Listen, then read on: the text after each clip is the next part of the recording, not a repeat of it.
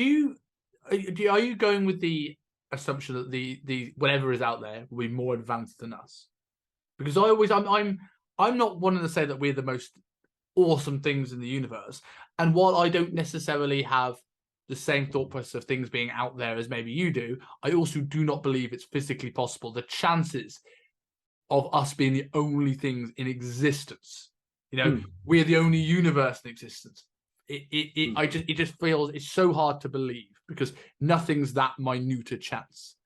But like I also find it a massive assumption that when you always assume that these people are going to be really technologically advanced compared to us, as opposed to what lots of the mainstream evidence has come out as is most of these things, if it is at all, it's just going to be algae. And this is why the subject fascinates me so much and infuriates me so much as well, because there's no one answer at the moment, and I'm sure that's with most things, but there's no one answer. So you can only go with what information is out there and try and make sure your own belief system doesn't pollute your decisions and your understandings too much. And you listen and you try and figure out who's trustworthy and who's not trustworthy. But it really, for me, oh my God. For me, I think whatever it is requires a new understanding of reality, because these things are flying around. Regardless of who has them, these things are flying around.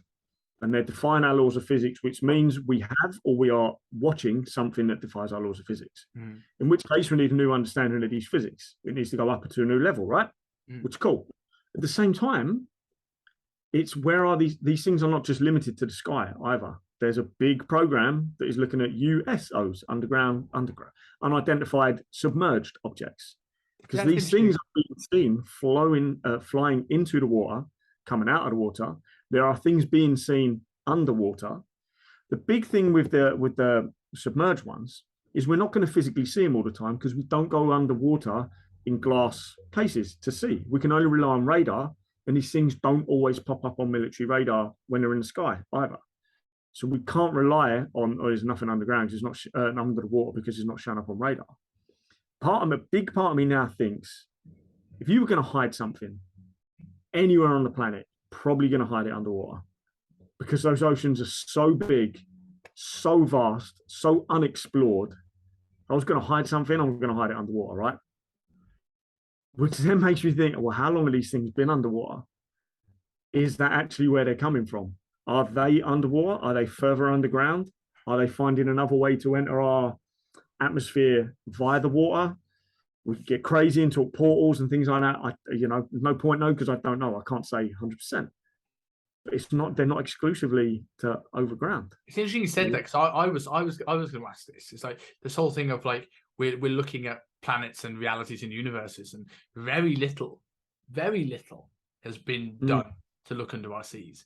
And that we can look at that two ways, in the sense of like, is there considerably more at the bottom of the ocean than we think, like full-on civilizations? Or if it is us, if we are creating things, it would also make an argument why there's way less funding looking at the bottom of the ocean. Oh, let's look at all the stuff above to distract us from what's down below. Guys, thank you very much for watching the podcast. If you're like me and like to binge watch podcast episodes, click here for our most recent episode. And if you enjoy the show and want to be updated when new videos come live, click here to subscribe to the channel.